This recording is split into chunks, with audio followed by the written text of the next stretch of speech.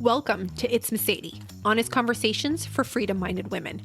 I'm your host, Meseidy, and every episode I invite a guest to discuss topics such as femininity, relationships, the culture war, self-reliance, politics, and freedom. And let's be honest, whatever else I'm in the mood for. So pop in those headphones, pour yourself a beverage, and settle in. Let's get this episode started. Today, I want to welcome Elizabeth Bienas. She is an author, copywriter, investor, and she has an awesome account called Casual Tactical, which is all about women's self-defense. She advocates for women's self-defense, and that is exactly what we're going to be talking about today. So, Elizabeth, welcome. Hi, thanks for having me on. I'm so glad that you're here. And my listeners know, but I like the pew pew. Yeah. So I know, right? So I'm excited to have this conversation because I especially want to kind of talk about and give information to ladies that are on the fence and are maybe a little bit nervous about firearms, and maybe discuss what you should do and debunk some concerns that they may have. So can you take a moment real quick to introduce yourself? Yeah. I am Elizabeth, and I live in Seattle with my husband, Adam, who is a Marine Corps combat veteran. We've been married for 16 years, together for 22. Very long time. So good for you. We're from Buffalo, New York, but we live in Seattle now. And yeah, I'm a copywriter by trade, author of an ebook that I just released. And in my spare time, I trade stocks and invest. And I know you're also pretty interested, which we're not going to go but you're pretty interested in crypto too, right? I am. Yeah, I do. I trade stocks and crypto. That's a little bit newer to me, but that's been a lot of fun the last couple of years. Yeah, that's on my list to do. Like, I need to find someone who wants to talk about crypto and explain it to me like I'm a dum-dum. I have some resources for you, so we can talk about it after this. Awesome. So I know, I followed your account for a while, and correct me if I'm wrong, but I'm pretty sure you didn't grow up with firearms. You actually got an interest in firearms later. So will you share with us maybe how you got into firearms and why? Yeah. So years ago, I would say probably 15 years ago, my husband got out of the Marine Corps, and he was going to buy his first firearm as a civilian. So he wanted to start carrying concealed. And he bought a Glock 19, which is like the universal first firearm for everybody. And yeah. I will say one of the best firearms to learn on if you're brand new. So he bought that, and he wanted to go shoot it. And he asked me to go to the range with him. And I wasn't interested. I went as kind of a thing that you do for your marriage, which for me is also like watching Game of Thrones, but I just look at my phone the whole time because I'm participating and I'm being a good sport, but I'm not really interested. Yeah, I don't like that show. But you have to, he watches a lot of garbage TV with me. So I watch that with him. So I went with him. I wasn't anti-gun at the time. I just didn't have any experience, and I didn't have any interest. So growing up, family members had guns. My brother was a hunter. My uncle and cousins were hunters. I mean, they were in a gun club. My uncle was an NRA instructor. I mean, there were guns around, but in the family that I grew up in, guns were not for girls. Guns were for boys and men. And there was just no opportunity. I mean, even to the point of, I remember being a little kid and my brothers would shoot a BB gun with my grandfather. They'd shoot cans in my grandfather's garden, and I was not allowed to participate in that. So I just didn't have the experience. I didn't have any interest, but I went, and 3 shots in, I was like, okay, I like this. This is pretty cool. And at that time I thought, this will be a thing, we'll go to the range, we'll shoot, we'll blow off some steam. It'll be kind of like a cool date night. Like a hobby kind of thing to do, yes. But nothing serious. You weren't really thinking outside of that. Right. I didn't think anything outside of that. I tend to like activities where I can make goals and there's a clear way that you can improve. So I am a lifelong learner, right? I love to learn things on my own. That's how I got into stock trading. That's actually how I became a copywriter, because that's not, my actual background.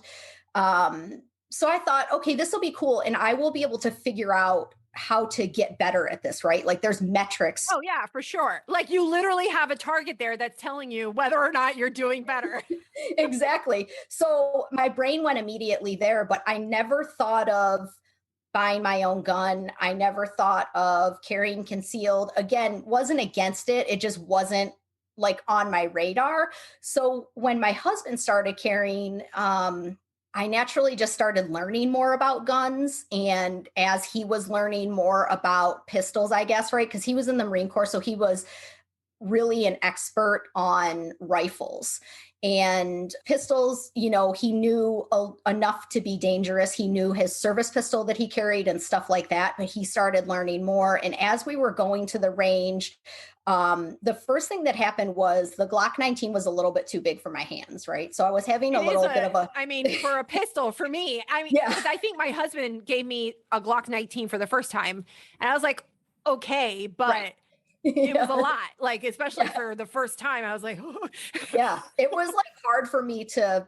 reach the trigger. I have small hands. So for context, I'm 5 foot tall and my husband is 6'2". So we're very different in size and stature. So we started to kind of explore the idea of me getting something that I could become more proficient in and shoot easier, or shoot and handle easier. But again, I wasn't thinking about concealed carry at the time.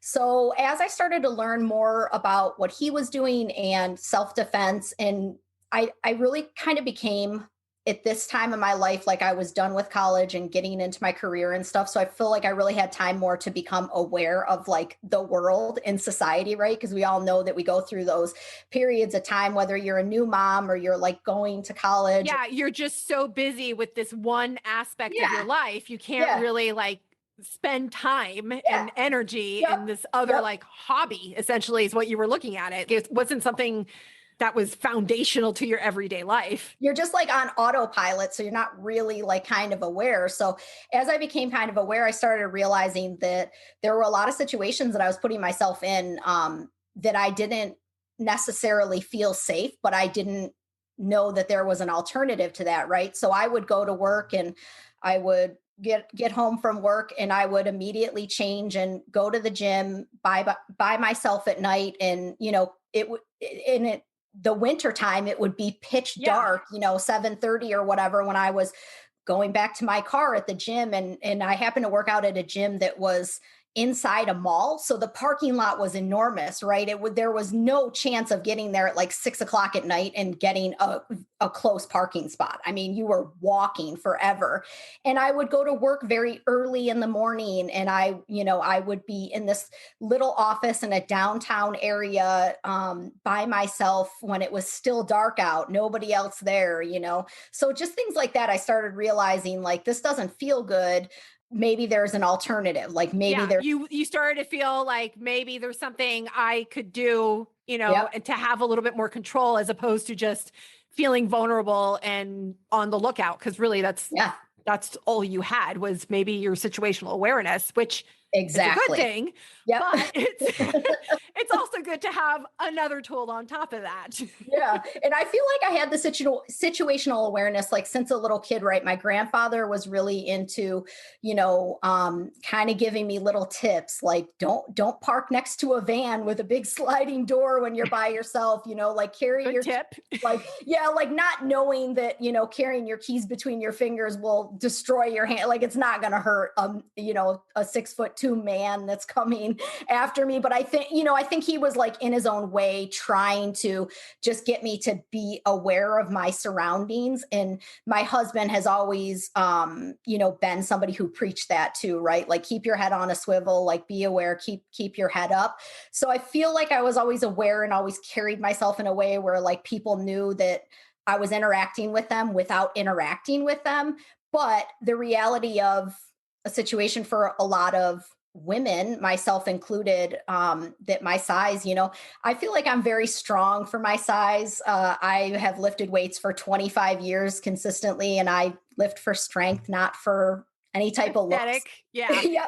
But the reality is that, men are stronger. My brother's like 4 inches taller than me. And so he's not much bigger than me, but he is much stronger than me. I mean, he would overpower me in 3 seconds. There would Yeah. It's just a reality of female biology. It's just something like I know different. there's always like this debate of, women shouldn't have to feel in danger when you're walking around. I'm like, Right. yeah, I guess that's a nice idea. Yeah. You But that's wish. also, I know, that's also assuming that everybody's like a good guy. And, Right. there aren't good guys everywhere. They're not Right. all bad guys, but you have to, it's like, I always tell my husband, and we're always doing this. It's like, hope for the best, prepare for the worst. Like my hope is like, I'm prepared for the worst and I never have to do it, Hmm.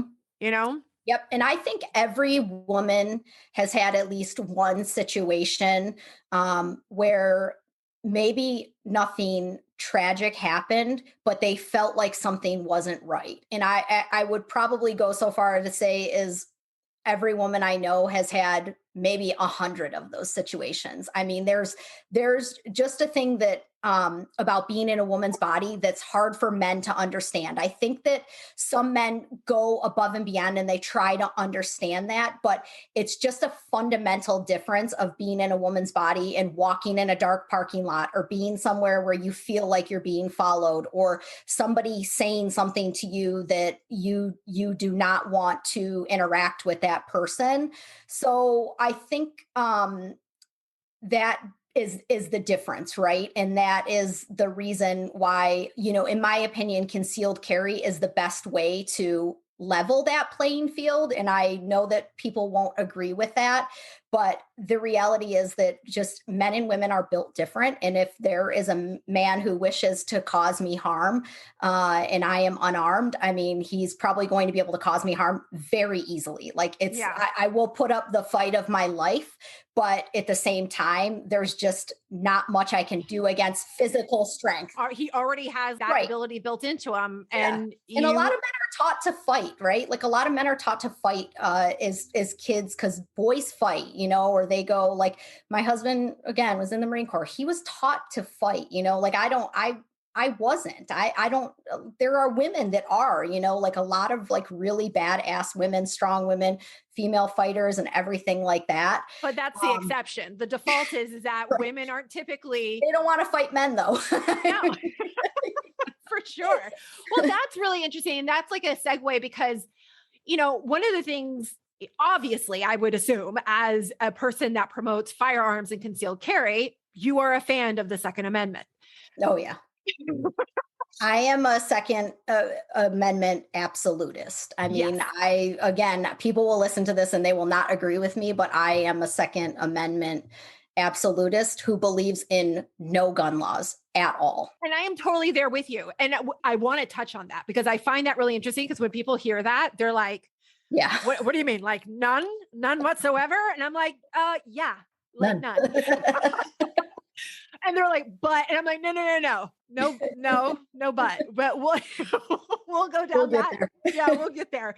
Cause I know you shared this on your social media and, just with what you said, like just now, and the Second Amendment is something I value closely. And I think it is obviously a right for all Americans. But I think there is definitely an argument to be made that the Second Amendment is also, essentially also a women's rights issue, and that to minimize or to try and police the Second Amendment, you're also negatively affecting women.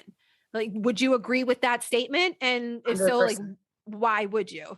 Yeah, I believe that gun rights are women's rights. I believe that gun rights are minority rights. I believe that gun rights are class rights. And there's data to support that when access to firearms are restricted. There are certain groups of people in our country that suffer the most, and it's women and minorities and classes in certain areas of our country where crime is high.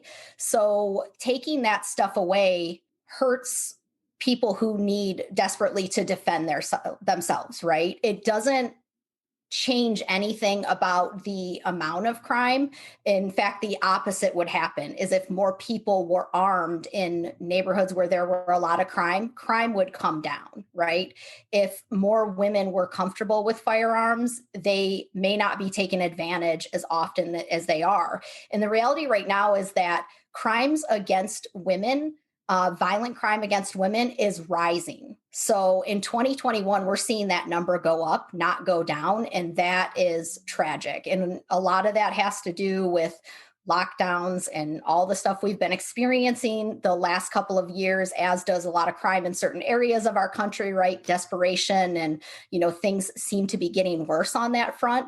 But what has not changed is the fact that somebody who wants to get a gun illegally will get a gun illegally. Like a gun law has never stopped them from doing. It's literally never stopped a criminal from getting a gun that they wanted to get. That's why they're criminals. Exactly. Well, and I kind of wanted to touch on that, and I wanted you to share your opinions on that, because a lot of people think, there are people that think the Second Amendment is either an antiquated idea, Right. that it was during a time of revolution, that it was during a time where you had an oppressive government, which we could totally get into that discussion. We're there now. Yeah. But you know what I mean? Where they're like battling or they're fighting for their independence against a monarchy. They really try and frame it in that image, or protecting yourself against tyranny from the government, Right. which is absolutely a valid reason for the existence of the Second Amendment. But I also think it's very applicable in our current times when we talk about, women being able to defend themselves, family and minorities being able to defend themselves when they're in, like you said, in a class situation, when you're in an area that is has a larger amount of crime. Right. So that's why I wanted to kind of discuss that aspect, because I don't know if it's because the Constitution was signed in 1776. Right. Yeah, that was the Declaration of Independence. Yeah. But I was like, wait a minute.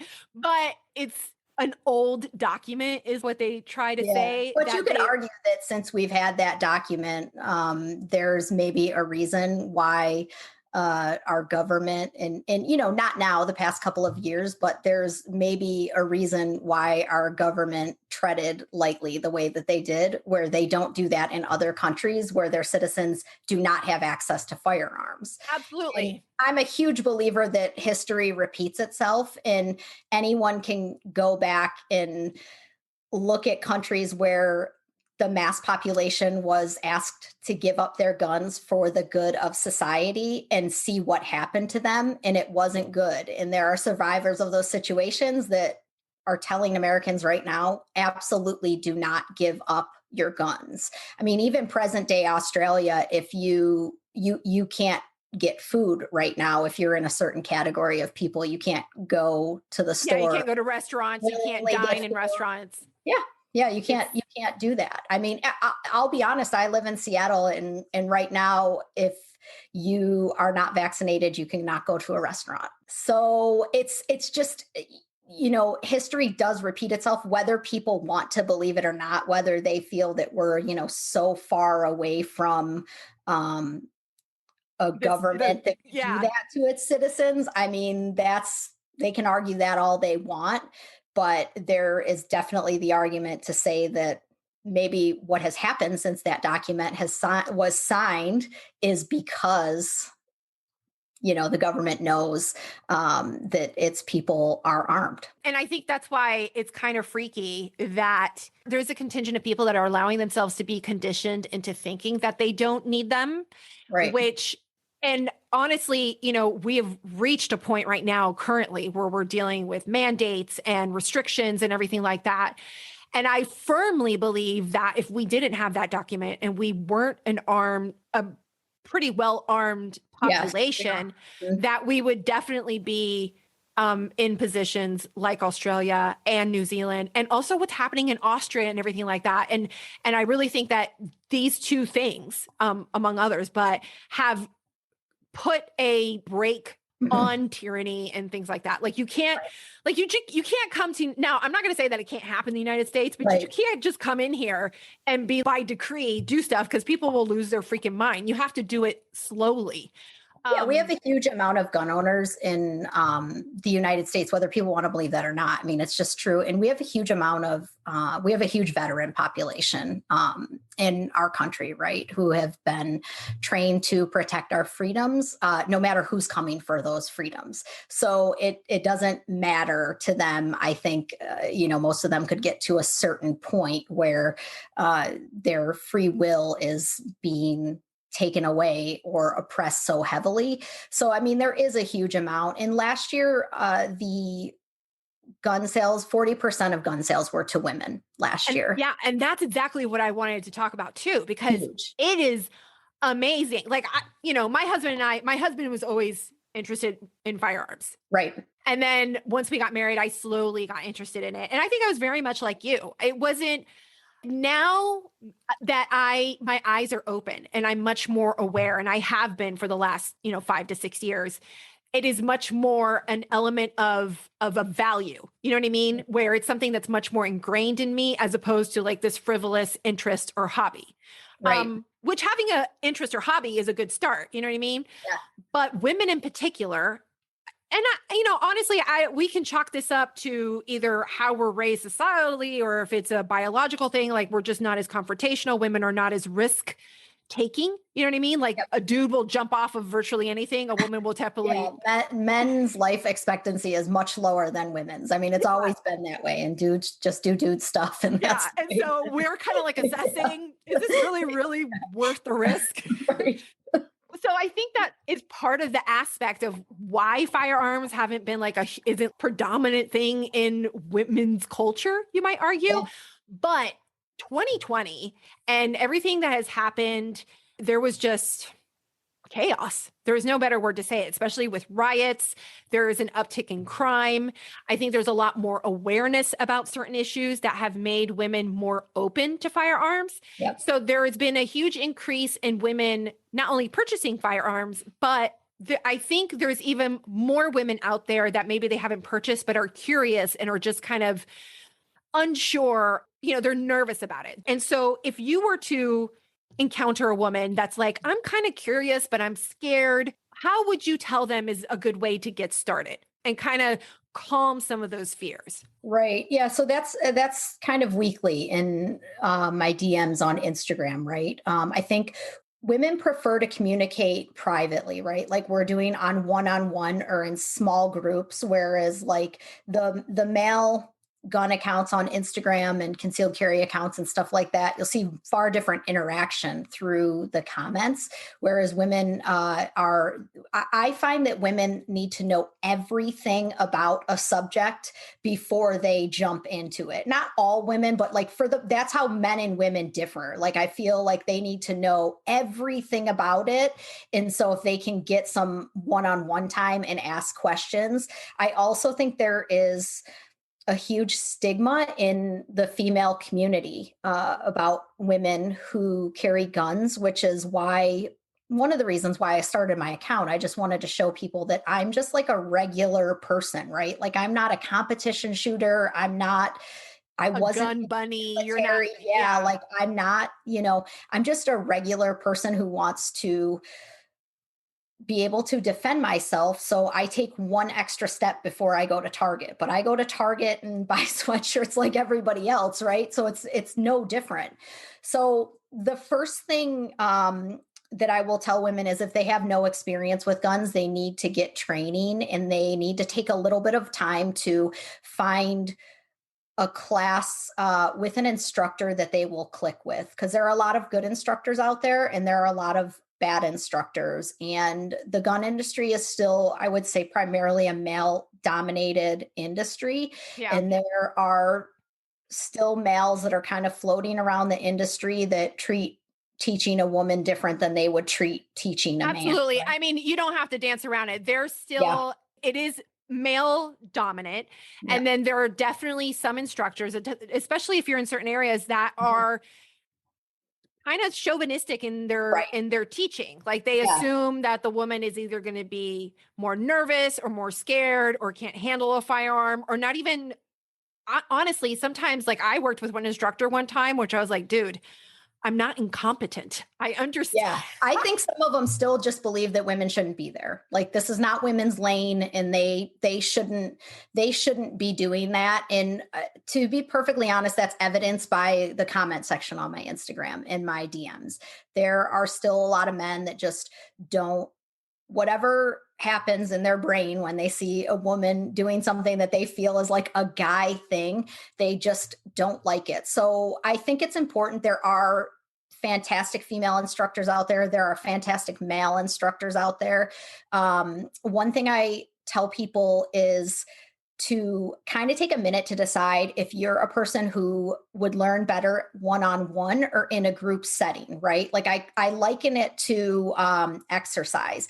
I'm a weightlifter and I've lifted with people before, but I have a home gym now and I just prefer to be by myself unless it's with my husband. But I have friends who will not work out unless it's group fitness. And I think that that's awesome for them because that's the way that they feel better about it. And that's the way to get them to do that. So if you're a person who likes that group atmosphere, or you would feel more comfortable if you could somehow get 3 or 4 of your girlfriends to go to this or meet some women that were like trying to go down the same path with you, a group class would be better than one-on-one.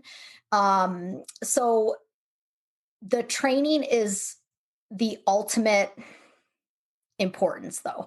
And I think people They forget aren't that. saying that Like enough. people, Yeah. yeah, like Yeah. people go and, like, for example, here in Georgia, it's very easy to get a conceal carry. I've Right. gotten conceal carry, like, I think in 4 states, and this is literally the easiest state I have ever been in.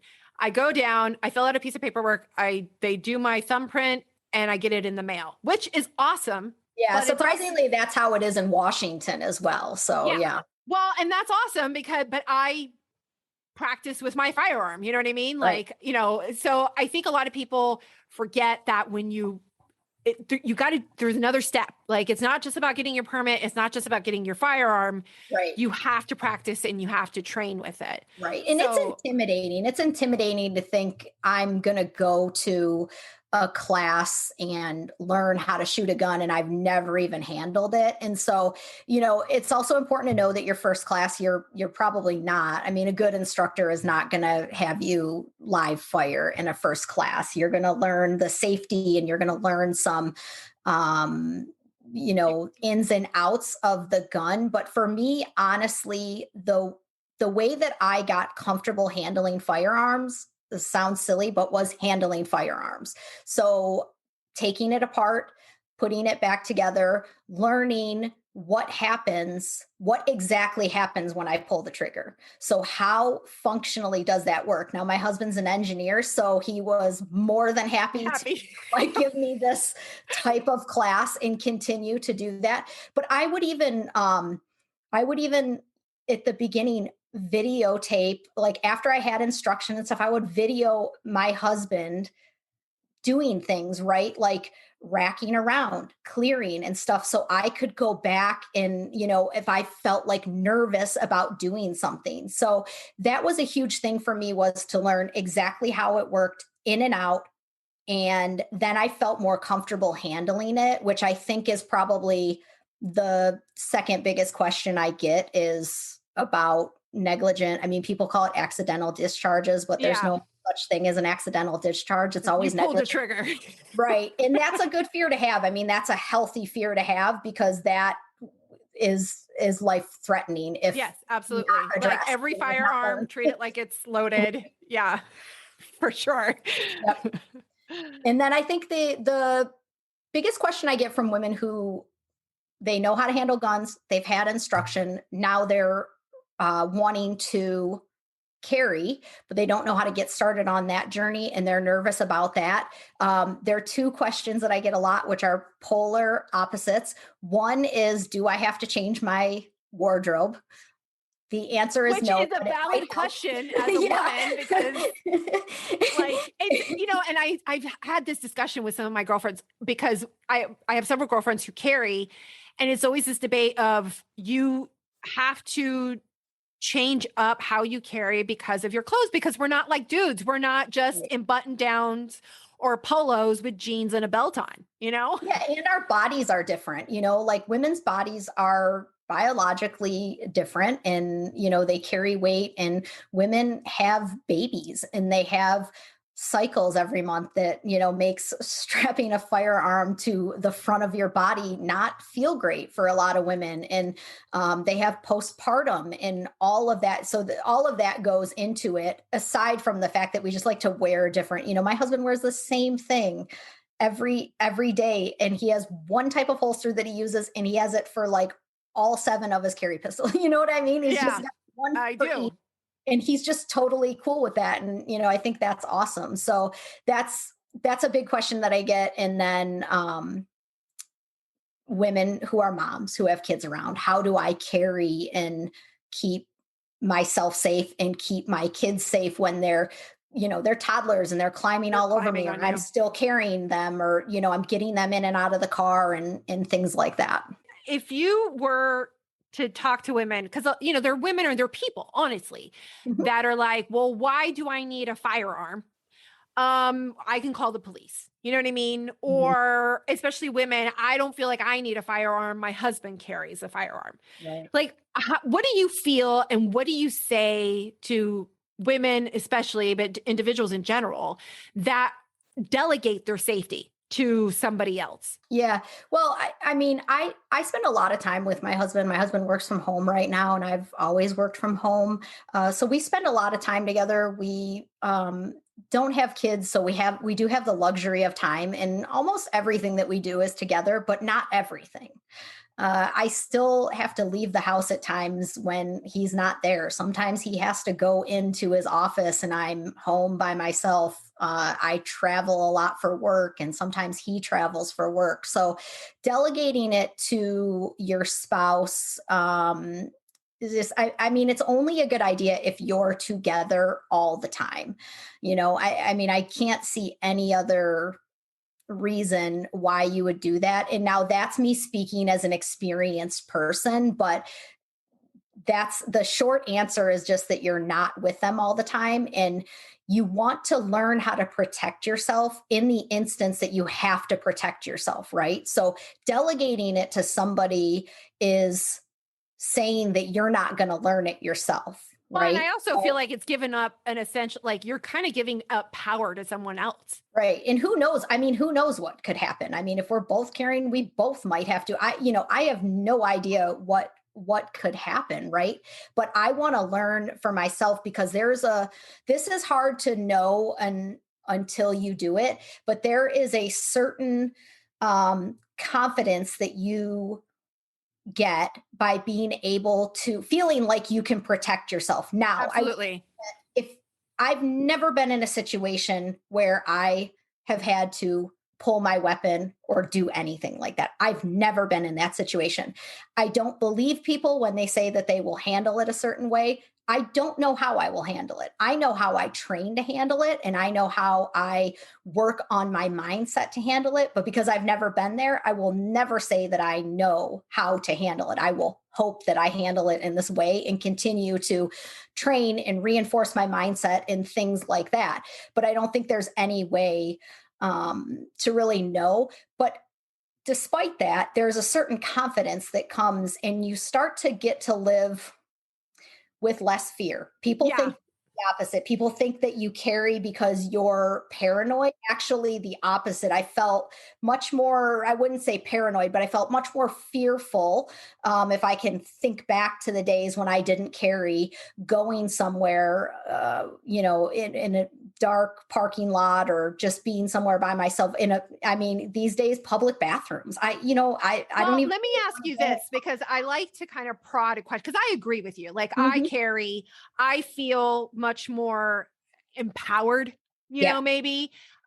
Where and a lot of people think like there's the stigma of Like if you're preparing for a bad situation, it's because you're fearful or you're like, they give you like that prepper kind of mentality. You know what I Right. mean? They give you that Yeah. stigma.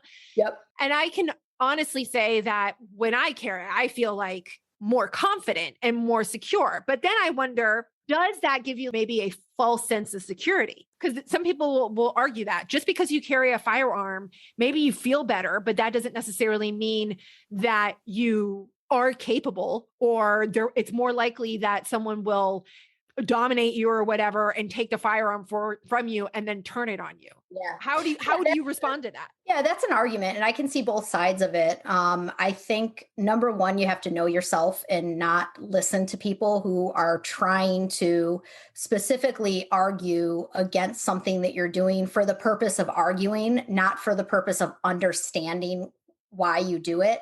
And that's why I say that I only say what I train for in a situation and how I would hope to react.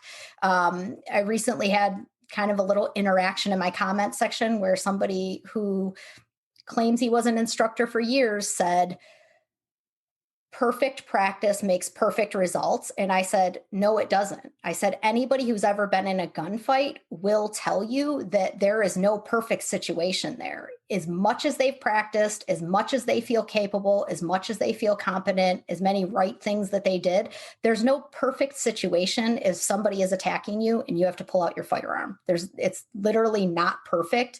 You are going to do the best that you can. And yes, I believe that your best it rides on your practice and it rides on your mentality. There's a couple good books that I recommend, one being The Gift of Fear, and the other one is When Violence is the Answer. And they are actually not books about guns at all. They're books about mindset and how you carry yourself and what situations you are going to be willing to put yourself in and what situations you decide that is not for me because there's a potential threat there and I just don't want to get into that. So I think Well, and I think it's good that you share those because a lot of people make the mistake that it's all about the tool. Do you know what I yes, mean? It's all about yes, the firearm, it's all about the ammo, and they right, put and invest a lot in this like tool right, when honestly, you have to have your mind right in hmm, order to, you have to be aware not only of your firearm, but your situation, what you're doing with yourself, what's going on around you. You have to get your mind straight so you're able to assess the situation. If you, heaven forbid, have to pull your firearm, right. so you can't, like, a lot of people just put all of this into the gun.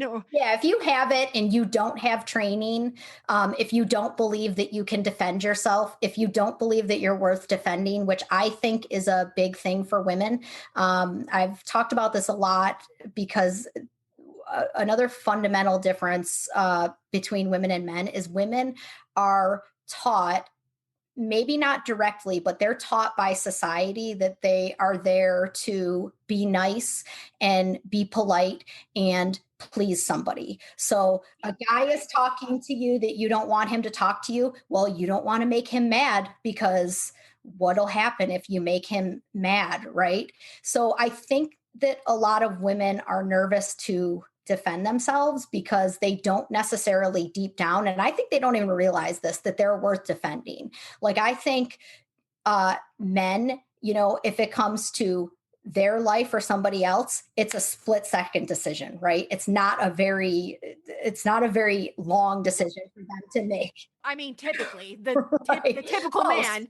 most of Yeah. them. Yeah, Yes. because we have seen some instances, especially lately in Sure. society, where Right. people are getting the crap beat out of them and there's dudes Right. just standing there. And I'm like, bro, what the heck? Like, do something. What's going on? Yeah, I do think that. But I think that women need to get of the mindset that they are capable of defending themselves and their life is of enough value that they can defend it. So I can only speak for myself personally.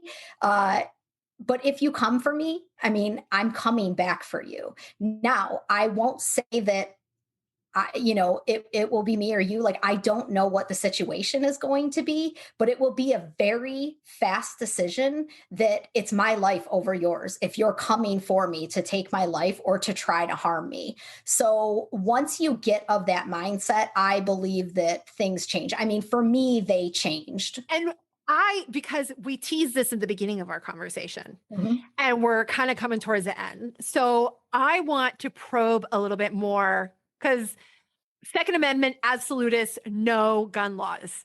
Are Mhm. are you crazy? Like, Yeah, a little bit. I think so. like that's typically what someone would be like, Yeah. but like none whatsoever. Of course, I'm imitating here. I would like to let you kind of explore that, share that. Like, what is your logic behind that? And why do you think that? Well, I think that it is your God given right, your natural right to defend yourself no matter what. And I know a lot of people don't agree with this, but just because I don't like my neighbor or I think that he's maybe a little crazy, he still has the right to defend himself if somebody comes into his house or attacks him in a parking lot or tries to snatch his kid away. People have had struggles in the past, people who have gone to jail for marijuana or even stealing something, they still have the right to defend themselves. It's a God given right. So that to me does not change based on what people do or they have done in the past or based on what my opinion of them is. And I think we get into these situations a lot in our society where the judgment is arbitrary and it's coming from people who have created this set of rules, and people are judging, citizens are judging other citizens, or our government is judging citizens. And I disagree with that wholeheartedly. Like, I just can't imagine, judging someone's ability to defend themselves regardless of what they've done or what society thinks of them. So that argument, like I've had a lot of discussions about freedom, prioritizing safety over freedom. Right. You know what I mean? Like right now we're in a time that I find that a lot of people are really willing to give up certain freedoms in order for Right. a perception of safety. And right now that discussion is being had with vaccinations and mandates. Mhm. But a lot of people would say, well, you're not going to allow someone who is a murderer or domestic violence or is a violent person and has been actually convicted and shown a pattern of violence Mhm. to own or carry a firearm. What would you say to that? I mean, I would say that if there are no gun laws, there are no gun laws. And how did they get that firearm to begin with? I also strongly believe that there would be less crime if everyone was armed. I believe that an armed society is a polite society, especially on the domestic violence side. Now, I'm not saying that it would wipe out all of domestic violence, but I'm saying that if women felt empowered to defend themselves and defend their lives, would there be as much domestic violence? I don't think so. I don't know. I don't Well, and know I because think we that's don't an have that interesting, right now. yeah. And I think that's an interesting argument because the idea is to remove the tool. You know what I Right. mean? Like remove the item that is hurting and killing people. And we're not instead thinking, why don't we train and empower people to defend themselves Right. instead? Right. I You mean, a know, lot of murders are done with knives. A lot there people can hit you over the head with a baseball bat. It's not all like guns. violence is going to Just happen if somebody wants to commit violence violence. happens. I mean, a lot of domestic violence happens at the hand of the abuser, right? There's, of course, women, and there's a pattern and stuff like that. I mean, we also have a lot of issues with our criminal justice system, and That's a whole other discussion. that's a whole other podcast. Yeah, that's like a series of podcasts I think that we could do. So there's a lot of issues, but yeah, I don't advocate for any gun laws because I don't think that there has been one single gun law that has reduced crime in an honest, data driven way. There's And I think that is a really good point. to, make, because people are like, well, obviously and it's like, no, it's not Chicago obvious. has high crime. You can't have guns. Washington, D.C. has high crime. You can't have guns. New York City has high crime. I mean, you can go on and on and on. And people who don't believe that are being fed dishonest data from the media. So it's very easy to manipulate data. It's very easy to say something. And for somebody who doesn't understand guns or doesn't understand defending their life or anything like that, to say, oh yeah, that makes sense, right? Like I always see both sides of it, where they can have, we just had a law pass in Washington in the middle of the night that said we're an open carry state, but now after the protests at the Capitol, you can't open carry at the Capitol. Why? You know what I mean? Like, are the people at the Capitol, are their lives of more value than the people? Well, and honestly, it's like I did this. I shared a post one time where, I love how people that are anti-gun or whatever believe so much in the power of the sign, as if someone who's going to break the law is going to listen to a sign that says no guns allowed. You know what I mean? There were no shootings at the Capitol. That was not happening. People were just armed there because these are people who are armed all the time. It's about image. It's projection. They want to appear that they're doing something. But as a person, if I put myself in the shoes of a person who, doesn't have experience with guns, isn't really interested in any of that, I would say, oh yeah, that makes sense. You can't have guns at the courthouse. You can't have guns at the Capitol.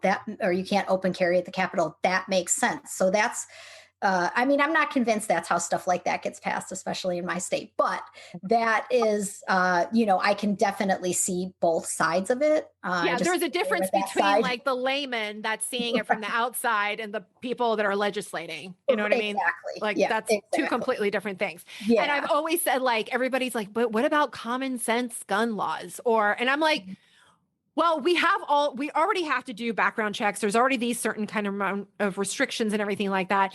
Right. And yet again, a law is only as good as it's willing to be followed and enforced. And so if people aren't going to follow it, and then on top of that, you're not going to have anybody really properly enforce it, then what good is it? Yeah, and common sense gun laws is a term made up by a politician that was just continued to be railed on by the media. And one of the problems we have in our country is that we're allowing politicians to be in a different class than we are. What does a politician get to make a law about how I can defend myself at my house, especially politicians who have security all the time and they live in houses that have armed security guards and things like that? Like, I don't care what they think about that. They're different. They're servants. They're not in a different class. I don't know at what point this turned in our country where politicians are in a certain different, class than citizens, hardworking citizens, and they get to tell us what we can do. I mean, essentially what I can do to defend my body. Like I'm not listening to that. I don't. Yeah, no, I'm totally with you. I'm like, you really have no standing in your argument right now. Yeah. I mean, we laugh about it, but my husband was a main gunner tanker in the Marine Corps. And if I could roll a tank right up in this driveway, we'd be the first person to buy a civilian tank. I made my run to Target. Now I'm here ready. Yeah. There would be no road rage incidents though. If you had a tank, like that would really, I think, cut down on the road rage, because you would see that thing coming at you and you'd be like, oh, get out of my way. Think about that for a second. Well, this is awesome. Thank you so much, Elizabeth, for sharing your ideas and kind of like introducing concealed carry and firearms a little bit to our listeners and to women. And speaking of which, you have probably a perfect tool to help women out. Like, don't you have something going on right now? Yeah, I recently released my new ebook called Women's Guide to Concealed Carry. So it is a 100-page ebook of everything that I've learned about concealed carry in the past 5 or 6 years. So it goes through everything from wardrobe how to dress around your gun or how Very to important. adjust your wardrobe if you need to. I had some friends who are moms who conceal carry, and they wrote some awesome info for me for the moms out there, women, looking to become moms and how to handle that. I have a friend of mine who is a sheriff's deputy, and she gave some information about how to handle traffic stops. And, I've got everything in there. Awkward Awesome. situations, what to do when you go to the doctor and you conceal carry, and just a lot of information that I think will help. So my intention in writing it was to go back to when I was wanting to start carrying concealed, and I couldn't find a lot. I was frustrated by the lack of information that was specifically for women.